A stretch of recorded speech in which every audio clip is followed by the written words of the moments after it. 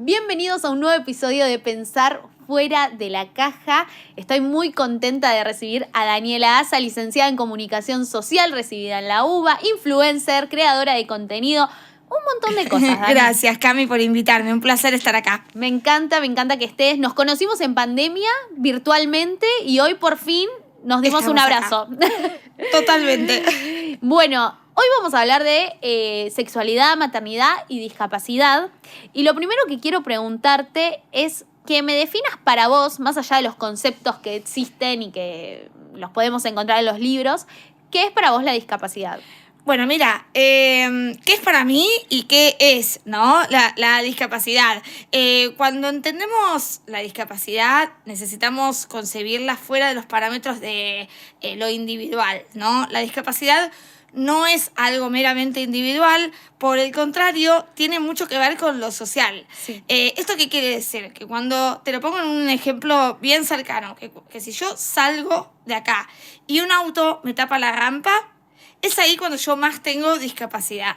Entonces, si vamos a la Convención sobre los Derechos de las Personas con Discapacidad, la discapacidad es siempre una condición de una persona, cualquiera sea, que se vincula con el entorno, con un entorno que en general impone barreras, ¿no? Sí. Impone barreras, obstáculos, mismo. Acabo de llegar y las calles eran un desastre, la falta de accesibilidad, los prejuicios también, que no siempre es algo que se ve, pero está en las relaciones interpersonales. Entonces es muy importante sacarnos esa mirada o perspectiva que tiene que ver con que, es algo que le toca a la persona nada más. Sí. O es una enfermedad. No tiene nada que ver con una enfermedad, sino que es una condición que, como dije, se vincula con un entorno, con un exterior. Bien. Y también esta pregunta va más con esto de las etiquetas, ¿no? Uh-huh. Es como que hay muchas personas que quizás a la hora de presentarse, quizás se presentan como, bueno, soy una persona discapacitada. ¿Vos cómo te llevas con eso de la etiqueta? Mira, estamos trabajando mucho, fuertemente para desprendernos justamente de las etiquetas. Exacto. Las etiquetas siempre nos regimos por etiquetas. Muchas veces, la mayoría de las veces son malas, pero muchas veces es una etiqueta que nos permite circular socialmente. Pero en el caso de las etiquetas que segregan, que estigmatizan, ahí tenemos que seguir trabajando arduamente para que dejemos de instalarlas en los discursos. Esto de no puede, ¿qué son etiquetas? No puede, no llega, pero ¿cómo va a ser? En la escuela, sobre todo, ahora estamos por iniciar un nuevo año lectivo y lamentablemente hay muchos padres, madres que notan que no pueden, sus hijos no pueden acceder al ámbito educativo, ¿no? Entonces, no, porque no es como nosotros, o no está preparado, ¿no? Y los diagnósticos muchas veces, que es una palabra que los diagnósticos en general no tienen por qué ser algo malo. Exacto. Sin embargo, se le pone una carga muy negativa y pasa a ser una etiqueta. Exacto. Ese es el problema. Necesitamos desprendernos, como dije, de esas etiquetas que todo el tiempo están señalando a lo diferente a nosotros como algo que está mal, que es incorrecto, que no sí, es como normal, que hay ¿no? algo malo en vos, ¿viste? Como Sí, que alguien está muy te ligado etiqueta. con el concepto de normalidad también, Exactamente. ¿no? Entonces, esas etiquetas sí tenemos que seguir trabajando mucho para erradicarlas. Sí, y además no solo con la discapacidad, digo, hay un montón de, obvio, de sí, cosas, sí, no sí. sé, salud mental, la gordo, sexualidad. Esto, lo otro, todo es una etiqueta hoy en día que lamentablemente sigue pasando y por eso sigue pasando el bullying, Sí. ¿no? Que es algo que todavía sigue sucediendo, que pensamos que ya no está. Y de repente sale un caso de alguien que se suicidó porque fue víctima de violencia en la escuela o se enfrentó al bullying.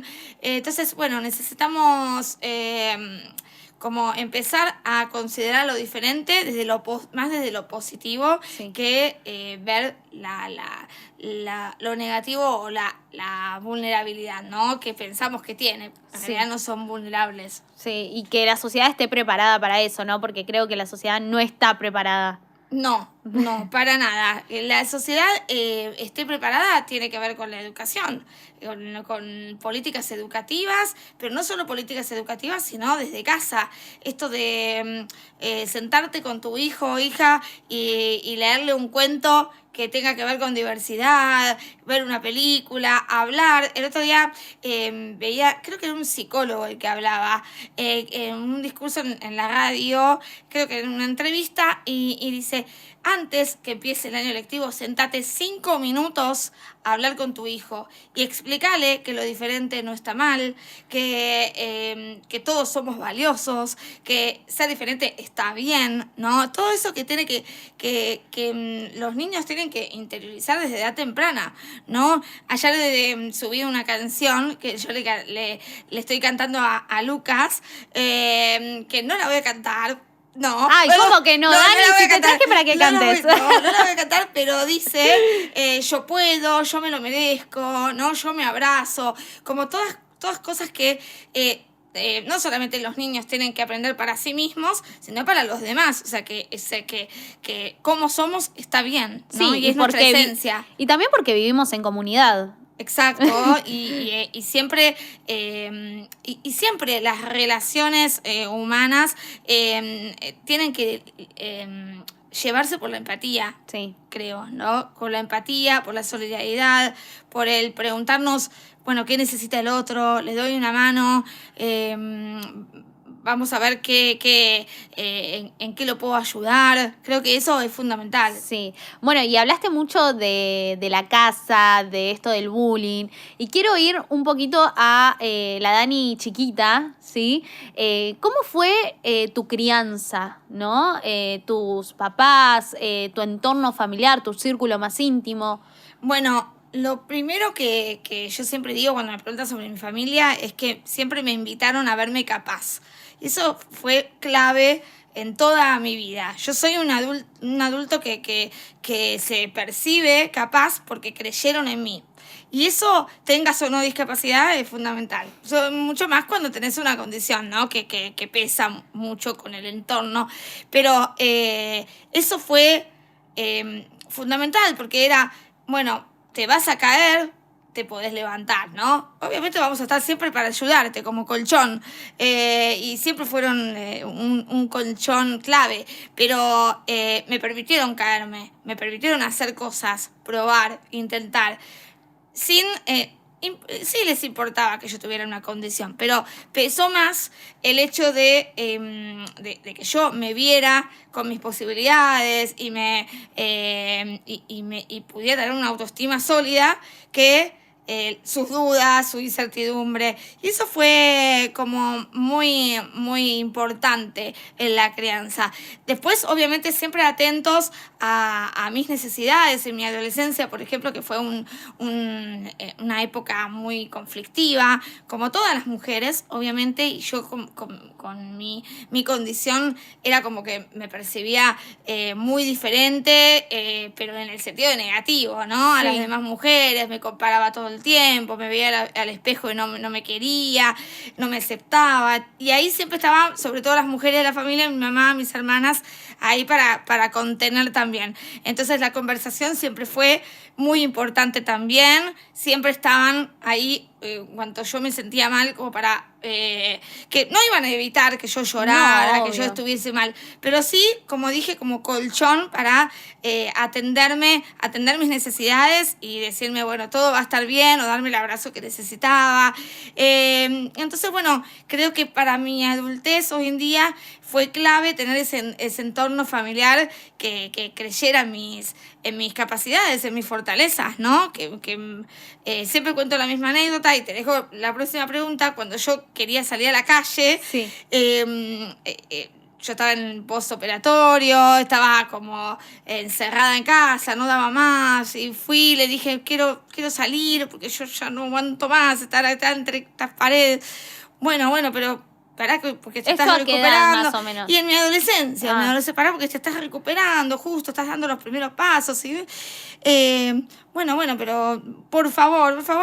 Bueno, al día siguiente me dicen, bueno, está bien, vas a hacer, aunque sea una cuadra, media cuadra, sola, está bien, vas a ir.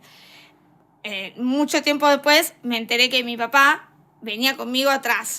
Y yo no me daba cuenta. Y yo sin darme cuenta. ¿Pero por qué? Por lo que dije. Porque era como, hoy como mamá, uno lo ve y lo valora mucho más, ¿no? No es que no lo valoraba antes, y siempre lo conté, pero como mamá es como que uno lo percibe de manera diferente.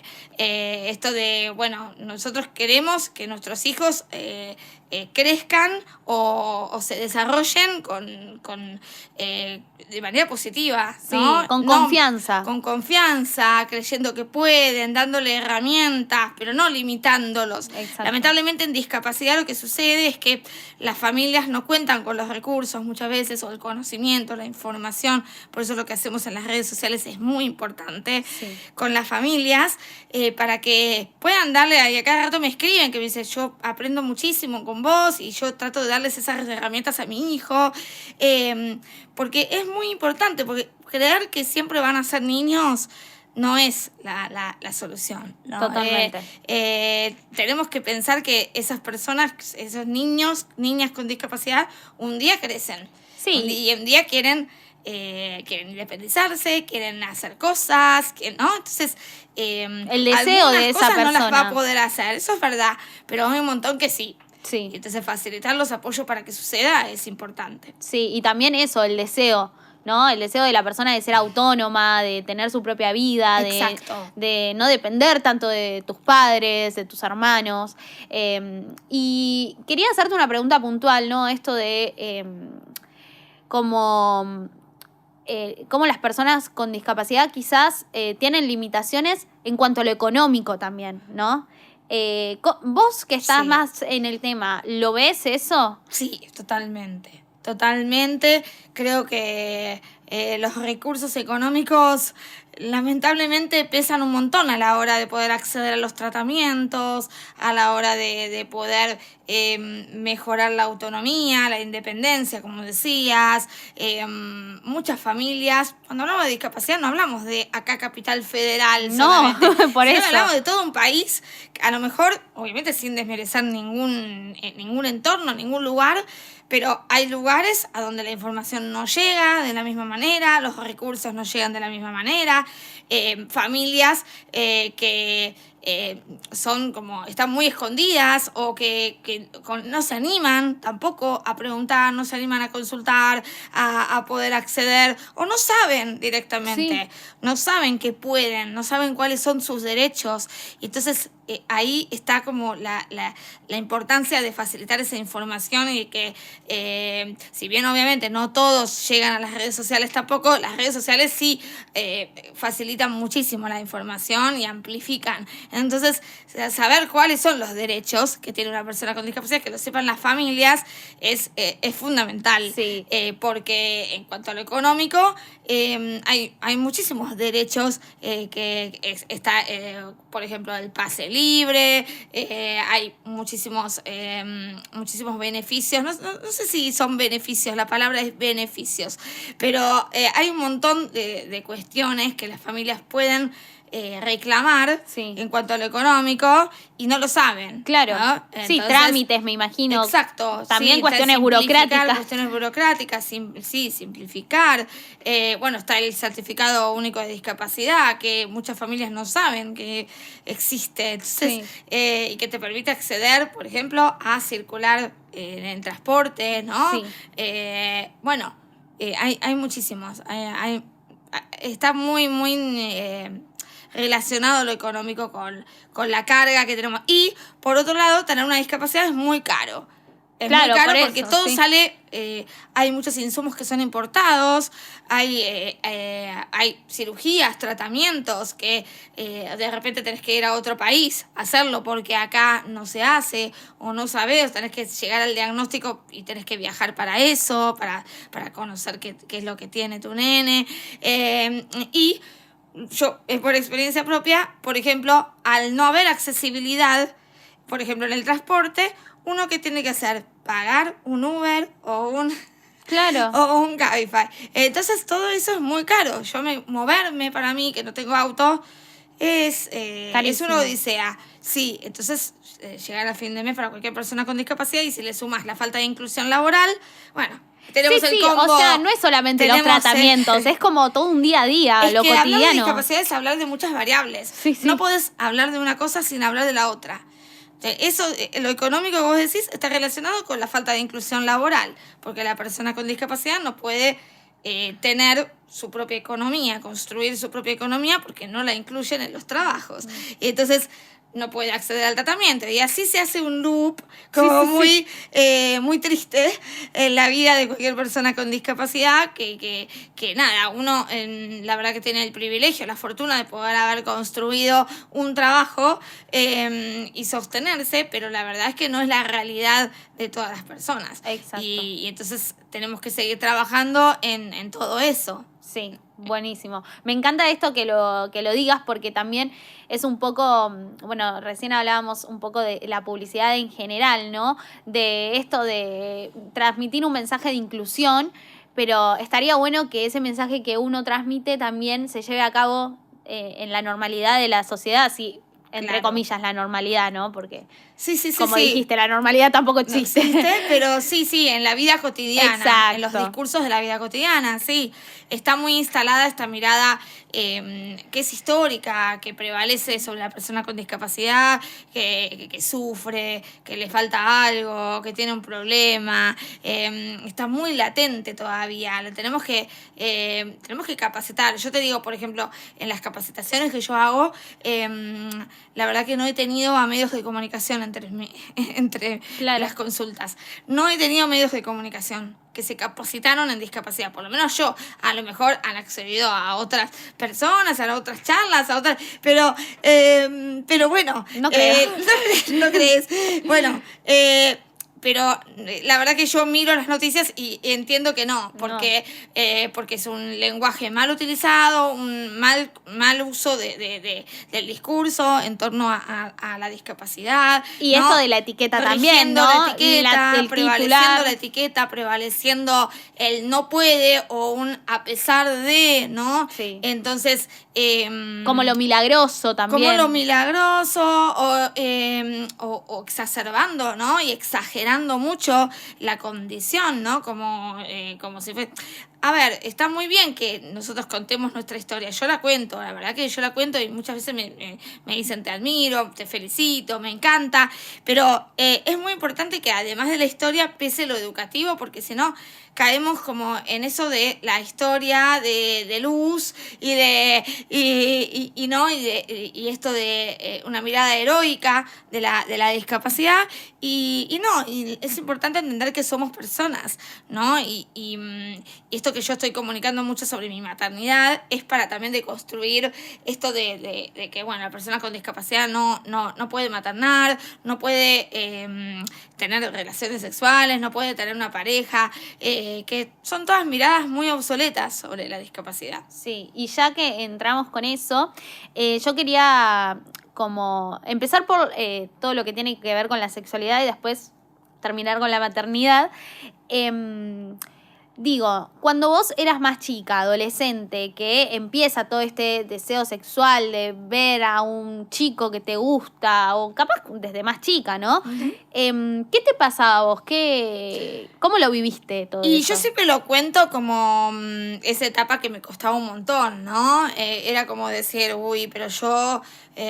porque uno como persona con discapacidad también interioriza, más allá de que tenés un entorno familiar que acompaña, siempre la sociedad pesa mucho y pesaba mucho ese imaginario que yo te cuento, ¿no? De no puede, ay, y vos, ay, las dudas que se te pone, esa carga que se te pone todo el tiempo de no ser como los demás, que hoy en día estamos deconstruyendo un montón, estamos hablando de estereotipos, estamos hablando de amor propio también, un montón. En ese momento no estaba todo eso, ¿no? Entonces era como muy difícil decir, bueno, yo voy a gustarle a un chico, voy a tener pareja. Yo siempre fui muy, no sé si está bien decirlo, pero fui muy Susanita siempre, ¿no? Sí. Fui muy... Está bien decirlo.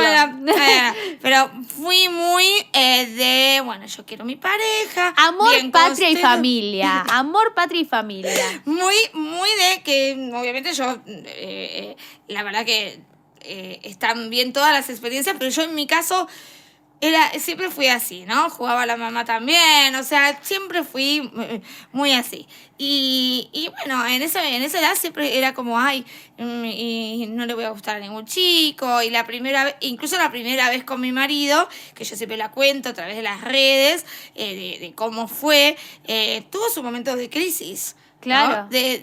Porque era autodescubrirse, descubrir al otro y como yo decía, por ejemplo, ay, pero y yo sí, yo puedo, o sea, y ponerme todas las dudas encima, pero porque eran las dudas que me ponía la sociedad. Sí.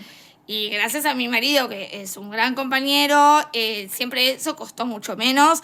Y bueno, y los dos aprendimos un montón en el camino. Pero siempre está eso de bueno, y también una mirada de superficial que pesa. Sí. Lamentablemente sigue pesando, ¿no? Lo único que importa es el coito, lo único que importa es el coito, y no, a lo mejor acariciarse, eso lo hablo mucho en materia de discapacidad también, a lo mejor las caricias, los besos, todo eso también es sexualidad. Sí. Vivimos como todavía muy encasillados en que la sexualidad es el coito, Sí. ¿no? Y la verdad que hay un montón de formas de hacer el amor y no necesariamente son esa que estamos, ¿no? que estamos considerando. Me parece que en ese sentido también aprendimos un montón en eso. Y bueno, fue un proceso de todo, ¿no? El amor, que está relacionado con el amor propio fue un proceso, no fue nada de la noche a la mañana, fue aprender a aceptarme y en esto de la sexualidad también, ¿no? Aprender a validarme y a reconocerme como mujer. Exacto. También. Sí. Y eso, ¿no? Como el deseo también creo que lleva a conocer a tu marido y todo esto. O sea, lo que yo veo en vos es esto de la crianza, de construirte tanta confianza que a la vez lo que la sociedad decía sí pesaba, pero al fin y al cabo vos te abrías a descubrir el mundo. Es que eso es clave, ¿no? eso es fundamental, tengas o no discapacidad, ¿no? Exacto. Porque siempre va a haber gente que te va a decir que no podés o que no llegás.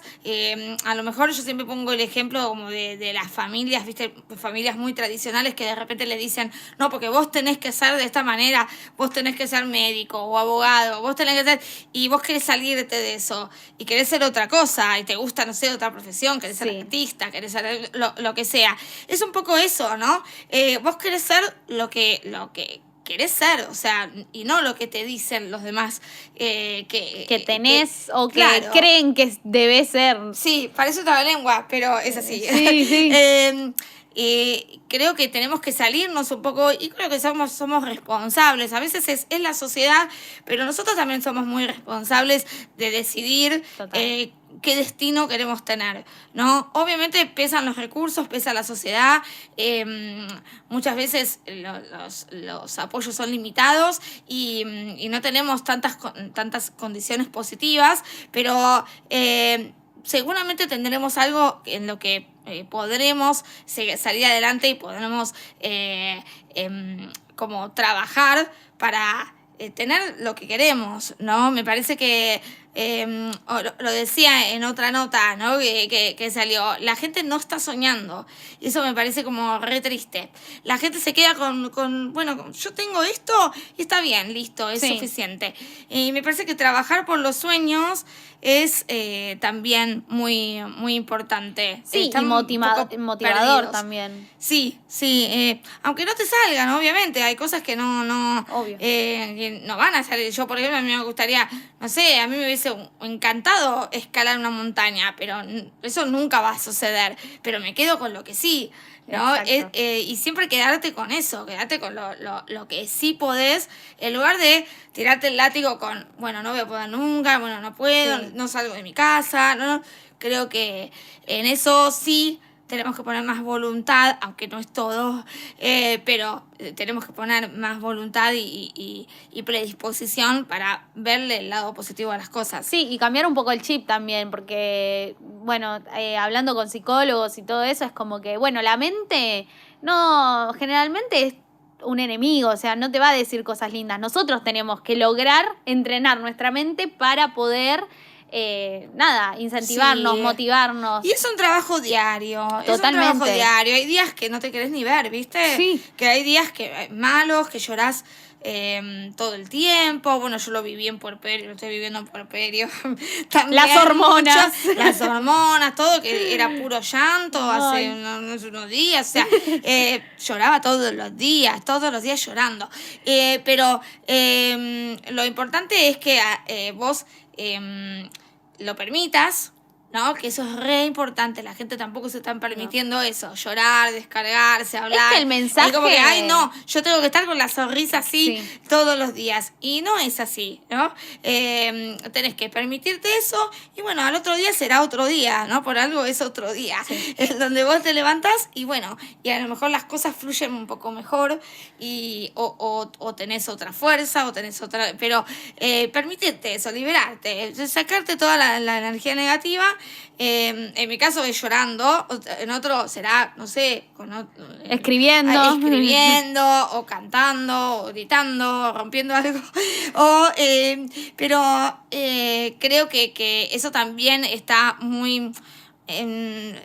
pesa mucho con el amor propio, ¿no? Esto de tengo que estar todo el tiempo amándome. Sí. No, hay días que no te vas a querer No. aceptar. Y eso es una realidad, tengas o no discapacidad. Sí, totalmente, y pasa, y también vivimos en una era donde las redes sociales están muy superficiales, nos muestran todo el tiempo La cosas perfección. que no, seguramente no podamos alcanzar hasta por recursos económicos, te digo, no por, Ajá. ¿no? Esto de, bueno, viajá, viví, disfrutá, Sí. tu vida es lo mejor, hacete millonario. Sí, Digo, sí, no, sí, sí, bueno, sí. a ver, la vida es otra cosa y hay que transitarla con estos altos y bajos Ujú. y nos pasa a todos. Así. Tal cual. Y ese mensaje realmente también es otra imposición social, Sí. ¿no? Sí. Y como que hace que la gente se reprima todas esas emociones negativas. Y no, hay que transitarlas, hay que procesarlas. Sí, y hay que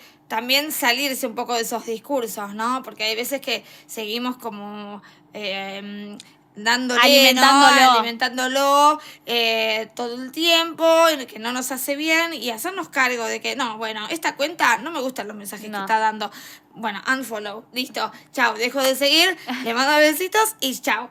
Y sigo cuentas o me nutro de contenidos o miro canales. Me hacen muy mal las noticias. Bueno, no mires las noticias Claro. todo el tiempo. O sea, mantenete informado, pero no te excedas en esos contenidos que te hacen mal todo el tiempo. Bueno, listo, ¿no? Agárrate un libro y lee un libro o busca algo que te distienda o que Sí. te saque como esa manera negativa de llevar la vida, ¿no? Y creo que ahí a veces la pifiamos porque no queremos eso, ¿no? No queremos hacernos cargo de que, y esto lo digo mucho también, no queremos hacernos cargo de que muchas cosas están a nuestro cargo. Sí, sí. ¿No? Le echamos la culpa al otro. No, claro, viste, total, ¿no?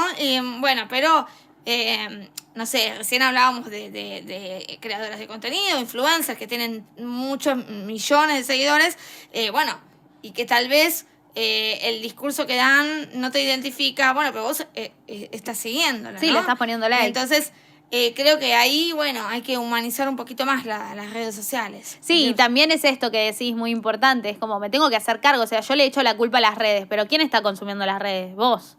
Claro. O sea, yo las estoy Las redes las consumiendo. hacemos todas. Yo estoy ¿no? subiendo una foto cuando estoy llorando en la cama porque quiero un like para subirme un poco la autoestima. Claro. Bueno, digo, Sí. hay que empezar por uno. Exacto, sí. Se los recomendamos. Sí. Recomendación. Recomendación. Bueno, y siguiendo por la parte de maternidad, quiero que cuentes brevemente igual cómo conociste a tu marido. ¿Mario Sí. se llama? Johnny. No sé por qué Johnny. dije Mario. Bueno, Johnny. Johnny. Sí, Johnny, bueno, a Johnny yo lo conocí hace 18 años, casi 19 años, ahora en febrero del 25, no se me pasó. Casi 19 años, nos presentó una amiga común que teníamos, le dijo a él, me dijo a mí, no conocíamos a nadie, era como un cumpleaños tranquilo en un bar en Palermo. Y bueno, yo fui esas decisiones que yo iba tomando, siempre lo digo esto, esas decisiones que yo iba tomando para salir de la caja, justo, Sí.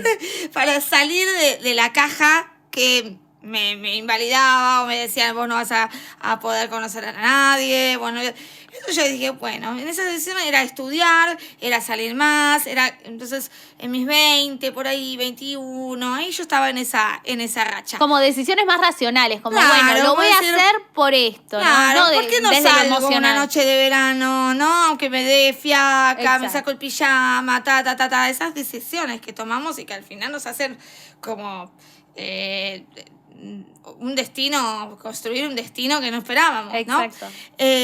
Bueno, él lo mismo, volvió de viaje con su familia también, se vino así como de improvisado también, y ahí empezamos a charlar. Yo siempre digo que lo primero que me llamó la atención de él es que me ayudó a subir un escalón, o sea que ahí ya como que me dio la impresión de que era un chico empático, ¿no? Sí. O solidario, ¿no? Que estaba atento a las necesidades del otro, o sea que ahí ya un poco empezamos como a conocernos y después no existía el WhatsApp. Claro. Era el Messenger. Claro. Así que el Messenger, pero el MSN. El MSN, sí, MSN y mensajito de texto. Así que mensajito de texto va, mensajito de texto viene, Messenger. Y empezamos a ir al cine y unos meses más tarde, en julio, nos tomamos nuestro tiempo, nos pusimos de novios y bueno, ahí empezamos esta historia que bueno, tuvo mil aventuras, tantos años, es toda una vida. Él es un gran compañero. Ahora sobre todo lo estoy viendo en la maternidad, en mi maternidad.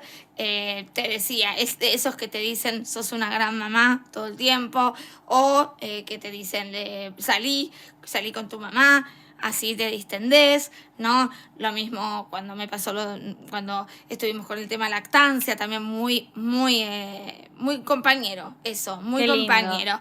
Y eso, un gran padre. Nos divertimos mucho también. Ahora lo está cuidando. Lo está cuidando, sí. Nos divertimos mucho juntos, charlamos, somos muy pareja, obviamente marido-mujer, que nos casamos hace casi 7 años. Marido y mujer, pero también amigos, ¿viste? O sea, Claro. somos muy de Con pedirnos pinches. con pinches, de pedirnos consejos, y yo le pregunto, ¿y qué hago? Y ¿no? Entonces, de hablar mucho, de hablar mucho, todo. Entonces, bueno, tuvimos una larga relación sin hijos y ya era como el paso siguiente, ¿no? ¿Viste? Cuando decís, bueno, ya hicimos todo lo que teníamos que hacer. Claro. También tardó mucho Lucas, lo terminamos buscando por tratamiento. Ah. Sí, porque no llegaba. Así que bueno, tardó más de lo que imaginábamos, pero no, nada, todo fue perfecto. La verdad que ¿Eso de tratamiento empezó hace muchos años o...? mira, tuvimos bastante suerte porque si buscamos mucho y no llegaba. Consultamos hace 2 años y algo, consultamos. Ahí empezaron análisis, bueno, esto que es otro tema, ¿no? Que no se habla mucho, todo lo que es la fertilidad asistida, que no hay información, yo no entendía nada, no sabía nada. La verdad que no te enseñan en ningún lado. Muchos estudios, análisis, me detectan a mí una condición que complicaba las cosas, que se llama adenomiosis. Y bueno, a partir de ahí, bueno, ya tuvimos el diagnóstico, bien. Empezamos a intentar con tratamiento de menor complejidad, que es inseminación. Sí. no prosperaron, 3 intentos, el anteaño pasado, sería el anteaño pasado, y bueno, y después quedaba la in vitro, que habíamos ya hablado de que si no funcionaba, no seguíamos. Ok. ¿Por qué? Porque a mí me había parecido muy invasivo. Me había parecido, claro, cada persona lo vive a su manera, ¿no? A mí me había parecido, aún con las 15 cirugías que tengo, con todos los tratamientos médicos, ¿no?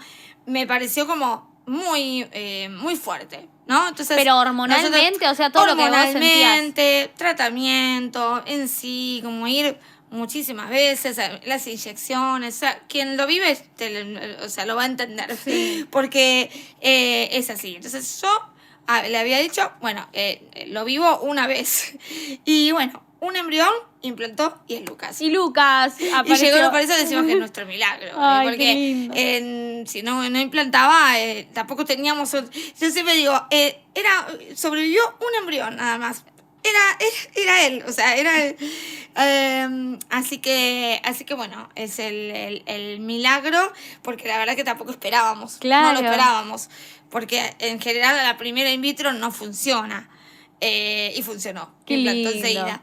Así que bueno, eso fue en marzo y un embarazo bárbaro. No me puedo quejar, obviamente con los límites que conlleva mi condición, ¿no? De movilidad, de esto, del otro.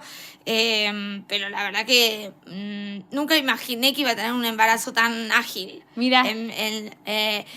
Nada, siempre me imaginé, le decía a mi marido, siempre me imaginé, ¿no? En la cama, haciendo reposo, y la verdad es que mis piernas, mi cuerpo, todo lo soportó muy bien. Y lo disfrutaste. Y lo disfruté. Qué lindo. Y lo disfruté. Menos la última etapa, que se hizo muy, muy larga. Sí. La última lo etapa. Dicen mucho eso. La última etapa yo quería que naciera. Claro, Pero, bueno, ya está, salí. pero ya está. Pero sí, fue, y aparte muy, muy contenida. No, lo disfruté mucho el embarazo. Y después, bueno, obviamente el parto que fue, que no se compara a nada de lo que se pueda vivir para mí, ¿no? Exacto. Para mí.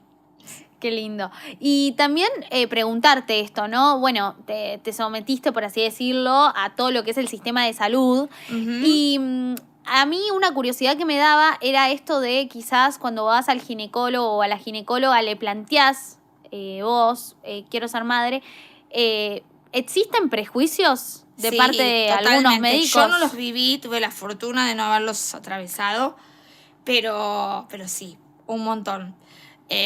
Y no solamente vinculado a discapacidad motriz. Te pongo un ejemplo. Cuando fuimos al centro una vez, sí, había una pareja de sordos, de personas sordas, ¿no? Que tenía que ir acompañada con alguien, porque no se conoce la lengua de señas en los centros de salud. Entonces, eso es un impedimento, eso es un obstáculo, ¿no?